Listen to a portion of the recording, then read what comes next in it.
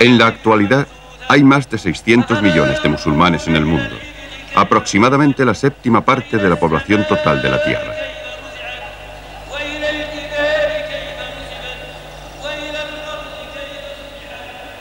El mundo musulmán se extiende desde Marruecos en occidente hasta Indonesia en oriente, al norte hasta la Siberia y al sur hasta Zanzíbar.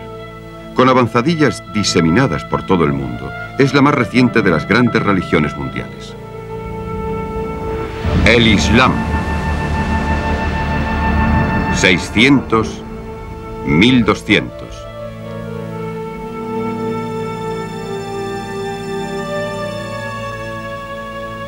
El Islam se inició en los desiertos de Arabia casi 600 años después de la muerte de Cristo. Al unificar a las tribus de la península de Arabia, las convirtió rápidamente en una fuerza irresistible. La lengua y cultura, las artes y las ciencias florecieron bajo la égida del Islam, mientras que en Occidente, Europa quedaba atrapada en el sopor de unos años oscuros.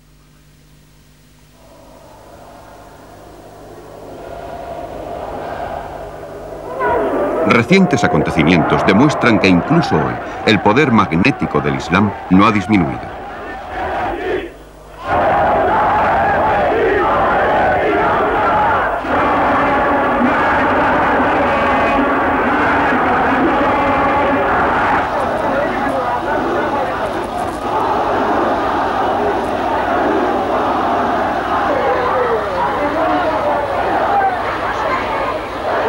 Para los no musulmanes, el Islam sigue siendo hoy en día una fuerza potente y misteriosa.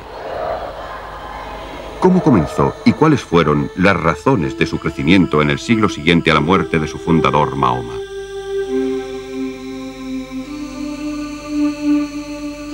Un siglo de conflictos entre los bizantinos y los persas había dejado los dos imperios débiles y vulnerables. Como resultado de estas constantes guerras, las rutas comerciales quedaron interrumpidas y los mercaderes comenzaron a enviar sus productos a través del Mar Rojo y de la península de Arabia. Largas caravanas viajaban a lo largo de las costas de la península transportando los artículos de exportación de África y Asia a Egipto, Persia y al Imperio Bizantino. El comercio floreció y una de las ciudades árabes se convirtió en un próspero centro comercial, en la encrucijada de las rutas que se extendían hasta la India, Madagascar y Filipinas. Esta ciudad era la Meca.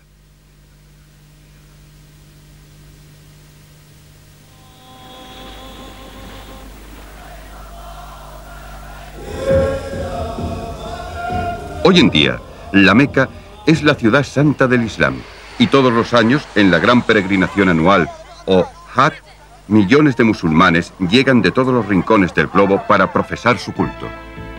¿Qué sucedió para que esta ciudad del desierto se convirtiera en el centro de una de las grandes religiones del mundo? Desde los tiempos más remotos, la Meca había sido un lugar sagrado donde las tribus de Arabia rendían culto a sus dioses paganos. Pero la expansión de las nuevas rutas comerciales puso en contacto a los árabes con nuevas ideas y empezaron a cuestionar los valores y las creencias tradicionales, y las riquezas aportadas por el comercio provocaron el nacimiento de un nuevo sistema de clases.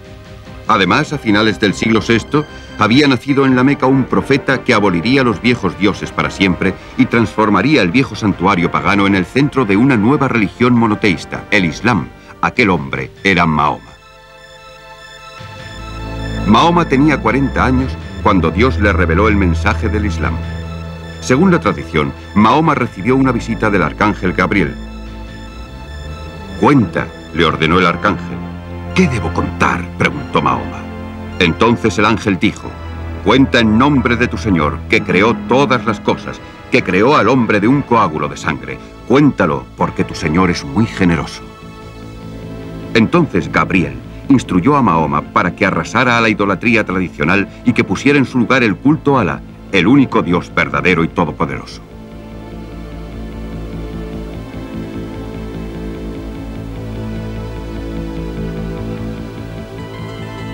Las revelaciones de Dios a Mahoma están escritas en las páginas del Corán, el libro sagrado del Islam. Este ejemplar se hizo en el siglo IX, en Kairouan. Las palabras del Corán son las palabras del mismo Dios.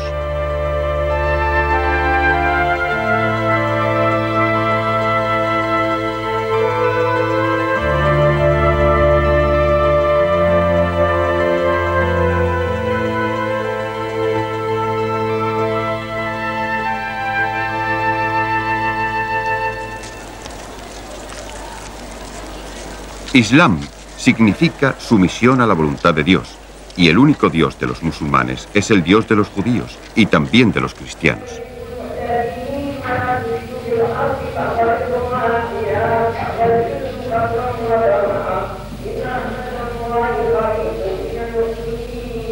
Los musulmanes aceptan a algunos de los profetas del Antiguo Testamento, como a Abraham, Isaac, Moisés y Noé. Aceptan el concepto del juicio final y reconocen a Cristo como profeta, aunque no como hijo de Dios.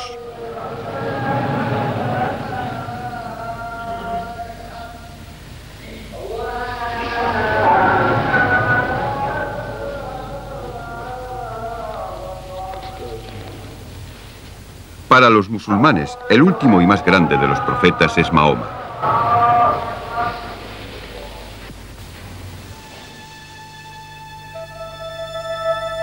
En la época de la revelación, no obstante, la mayoría de la gente de la Meca prefería a los viejos dioses.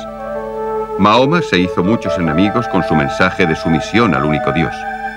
El antiguo santuario, la Kaaba, que contenía más de 300 piedras sagradas, estatuas y otros objetos, era una gran atracción. Muchos mercaderes confiaban para su prosperidad en la firme afluencia de peregrinos que venían a rendir culto.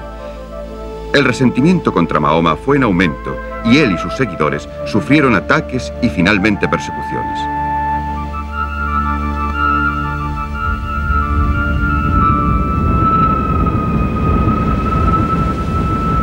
Ante esta creciente hostilidad, Mahoma se marchó de la Meca con un pequeño grupo de seguidores y se instaló en Medina en el año 622, una ciudad situada casi a 300 kilómetros al norte de la Meca. La emigración a Medina, que se conoce como Égira, marca el comienzo del calendario islámico. Aquí Mahoma y sus partidarios establecieron el primer estado musulmán y construyeron la primera mezquita en el lugar que ocupa actualmente la mezquita del Profeta, donde está enterrado Mahoma.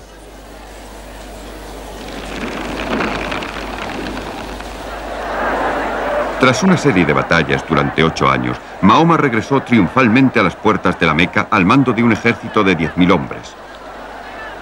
Entró en la ciudad y exigió las llaves de la Kaaba, el antiguo santuario pagano, y destruyó los ídolos.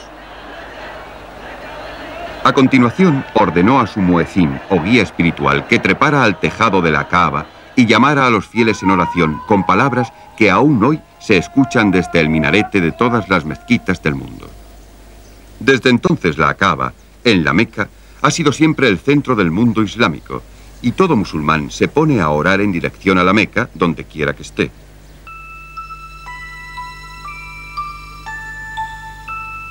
Como profeta, Mahoma era insólito. Durante su vida se convirtió en jefe espiritual y temporal, galvanizando el potencial militar de las tribus guerreras árabes y reemplazando a sus muchos dioses tribales por el único y verdadero Dios, Alá. La combinación del poder temporal y espiritual facilitó un elemento de santidad a las conquistas, puesto que los territorios conquistados se convirtieron en parte de un imperio que era al tiempo religión y Estado. Mahoma murió en el año 632. Había creado un imperio con base en Medina que comprendía a Hejaz, Yemen y Omán. Su sucesor, Abu Bakr, el primer califa, prosiguió la conquista de toda la península de Arabia. Una vez unificada, los árabes avanzaron a velocidad vertiginosa.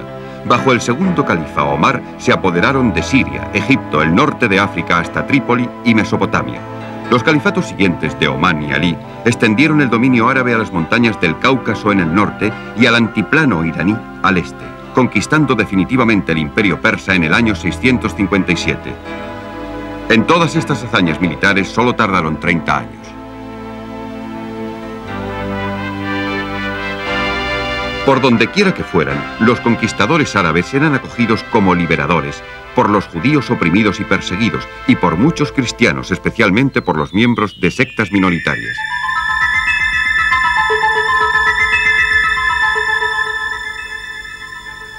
No obstante, las rivalidades que surgieron debido a la sucesión de Mahoma dieron lugar a una guerra civil.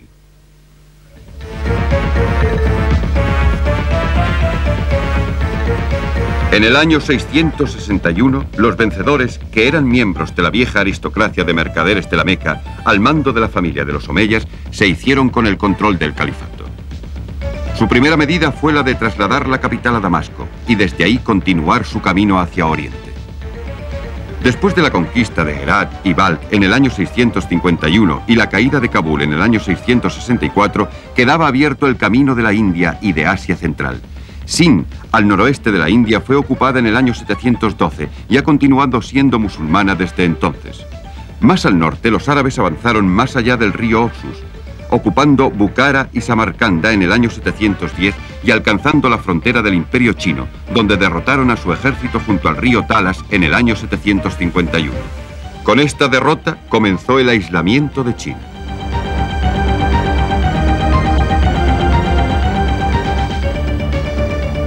En esta época, el Islam también se había convertido ya en una potencia marítima al ocupar los astilleros de Alejandría.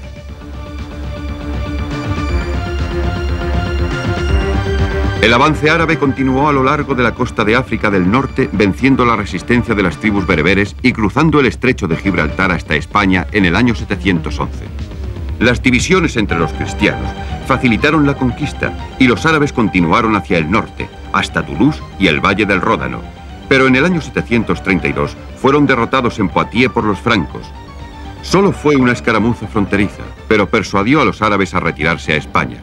También en Anatolia y en los Balcanes el Islam vio frenado su ímpetu. A pesar de haber cercado Constantinopla, la capital de los bizantinos, a finales del siglo VII y a principios del siglo VIII, el Islam no logró poner pie en la entrada de Europa Oriental.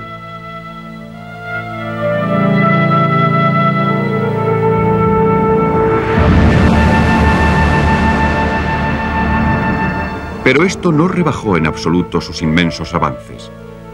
El corazón del imperio estaba seguro. El Islam como religión avanzaba y los conversos se multiplicaban por todas partes. La acumulación de tantas provincias diferentes bajo un solo gobierno estimuló el comercio e inauguró un periodo de gran prosperidad. Sin embargo, el final de este periodo de expansión fue un momento crucial para el Islam. Los descendientes árabes de los seguidores originales de Mahoma se encontraban en minoría en todas partes. Seguros dentro de sus ciudadelas y guarniciones como esta de Kairouan en Tunisia, vivían confortablemente gracias a los tributos que recaudaban de pueblos sometidos. No obstante, existía un descontento creciente entre los no árabes conversos al Islam, que habían sido excluidos de los privilegios de que disfrutaba la clase dominante. Un pequeño número de árabes, en su mayoría soldados y funcionarios, estaban prosperando gracias a la destreza y a la laboriosidad de millones de personas conquistadas, muchas de ellas herederas de culturas más antiguas y elevadas. Mahoma murió sin dejar ninguna indicación clara sobre la forma en que sus sucesores debían ser elegidos en el futuro. Trágicamente, se habían sembrado las semillas de un gran conflicto, el mismo que aún sigue dividiendo el mundo islámico hoy en día. Los sunitas, la mayoría, reivindican que la autoridad del profeta pasó a los califas, jefes de la comunidad.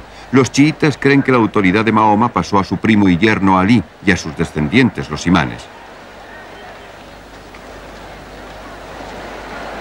Mahoma había unido a las belicosas tribus árabes bajo el estandarte del Islam y su intención era que los musulmanes jamás hicieran la guerra entre ellos. Pero sin embargo, a los 25 años de su muerte, había estallado el conflicto sobre la cuestión de la sucesión del califato.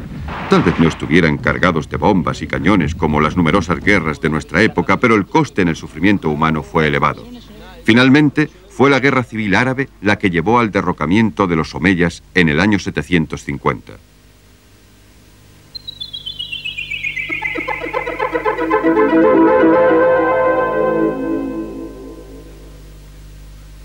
La toma del poder por la nueva dinastía de los abásidas trajo consigo importantes cambios en el imperio. La capital fue trasladada desde Damasco, en Siria, a Irak, donde el segundo califa abásida, Al-Mansur, ordenó la construcción de una magnífica y nueva ciudad en Bagdad. El cambio de capital anunció el fin del dominio del Islam por parte de los árabes, ya que el poder y la influencia pasó gradualmente de manos de la minoría árabe conquistadora a las de millones de musulmanes no árabes. Una multitud de naciones y razas vivía bajo una cultura común islámica, unida junto con los árabes por su creencia en Alá y en su profeta Mahoma. A lo largo de todo el imperio, el árabe era el idioma universal. Bajo los califas abásidas se produjo un gran florecimiento del arte y de la cultura islámica. En el siglo IX, el califa Al-Ma'mún, cuyos baños aquí vemos, estableció una casa de la ciencia en Bagdad. Aquí los alumnos estudiaban álgebra y astronomía. Las obras de Euclides, Galeno y Aristóteles fueron traducidas del griego al árabe, conservando así una buena parte de la gran herencia de los clásicos. Sin embargo, a mediados del siglo IX, la unidad del imperio empezó a resquebrajarse. Durante los 150 años siguientes, los califas de Bagdad solo fueron meras figuras decorativas. Se establecieron muchas dinastías locales y el gobierno de los abásidas entró en decadencia. Había dinastías separadas. En Marruecos, los idrísidas. En Tunisia, los aclávidas. En Egipto, los tulúnidas, precursores de los fatimitas. En el Yemen, los zaidis. Más allá, los samánidas. Y en Afganistán, los ghaznavidas, que fundaron un reino muy extenso en el norte de la India.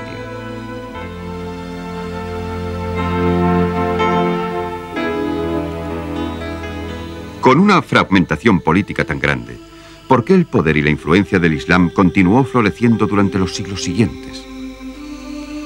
Buena parte de la respuesta debe encontrarse en su tolerancia religiosa, un principio santificado por el Corán. El Islam no insistió en la conversión y protegió a los llamados pueblos del libro, los cristianos, los judíos y los zoroastrianos persas. Un hecho que explica la subsistencia de cristianos y hasta hace poco de comunidades judías en muchas partes del mundo árabe. Y así, durante los siglos X, XI y XII, bajo el patrocinio de los ricos y los poderosos, los arquitectos, artistas y eruditos nos han legado un magnífico testamento de la habilidad y supervivencia del arte y de la cultura islámicos.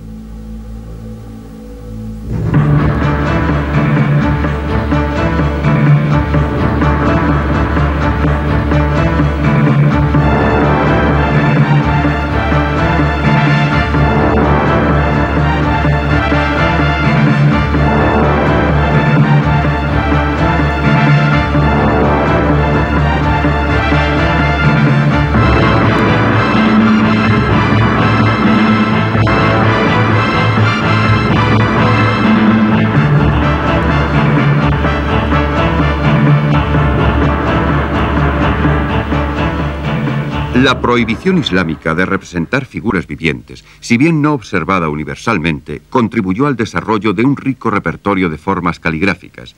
Estas fueron utilizadas en la decoración de textos religiosos y también encontraron expresión arquitectónica en palacios y mezquitas ricamente decorados.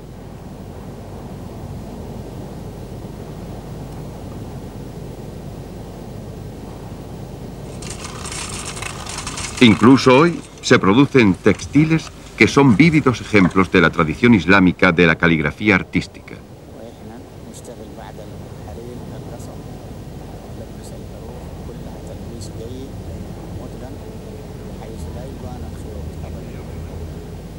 Este aguamanil de principios del siglo XIII fue fabricado en Persia. Se utilizaban ricos colores no solo para las telas, sino también para la cerámica, cristalería y en la decoración de viviendas y mezquitas. Este llamativo uso del color contrarrestaba el árido paisaje del desierto de que se componía gran parte del imperio islámico. A medida que los árabes perdían su afán de guerra y de conquista, el papel de defensores del imperio pasó a los turcos seleucidas.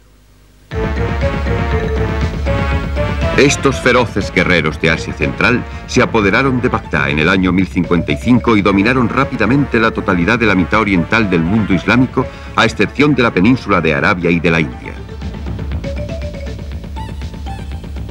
En 1071 los ejércitos seleucidas derrotaron a los bizantinos en la batalla de Manzikert.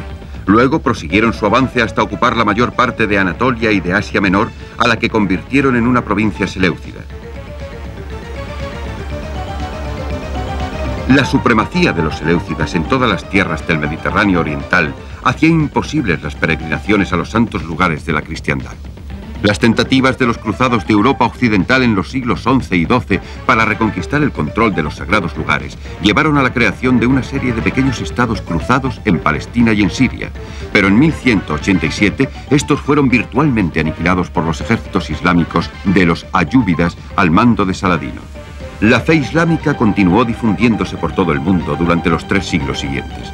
En Oriente, los comerciantes y los misioneros la llevaron a Indonesia y a la península de Malaca, y a continuación a Sumatra, Malasia, Sri Lanka y a las islas Lacadivas y Maldivas.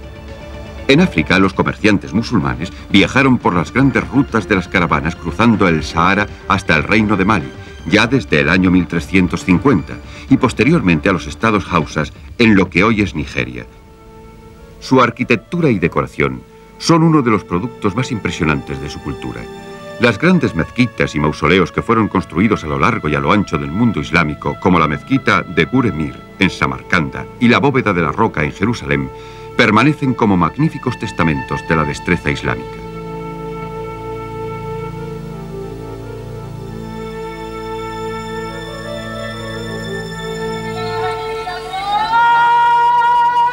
El Islam había comenzado como una jihad o guerra santa para llevar la palabra del profeta a todos los habitantes de la tierra. Sus primeras hazañas fueron notables. Por su extraordinario impacto sobre los pueblos conquistados se apoderó de la herencia del mundo antiguo. La transmisión de la cultura griega se efectuó desde Alejandría y otros centros de cultura clásica. Pero dice mucho en favor de los califas abásidas el hecho de que patrocinaran este proceso. Es uno de los hitos que han dejado en la historia.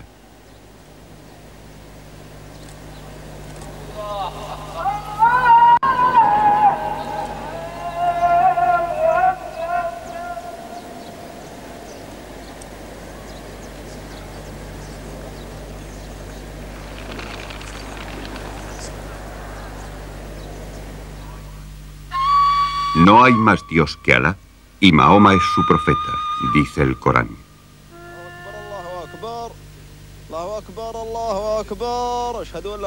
Desde su cuna en Arabia, el Islam se convirtió en una de las grandes civilizaciones del mundo. Como puente entre los siglos, fue un importante eslabón entre el mundo clásico y el Renacimiento europeo. Los estudiosos cristianos acudieron a la España musulmana a copiar los tratados científicos y a transcribir los textos de Aristóteles y de sus intérpretes musulmanes. El renacimiento del pensamiento occidental y el nacimiento de las universidades europeas en los siglos XII y XIII deben mucho al legado intelectual del poderoso imperio, fundado 14 siglos antes por el último de los grandes profetas de Dios, Mahoma.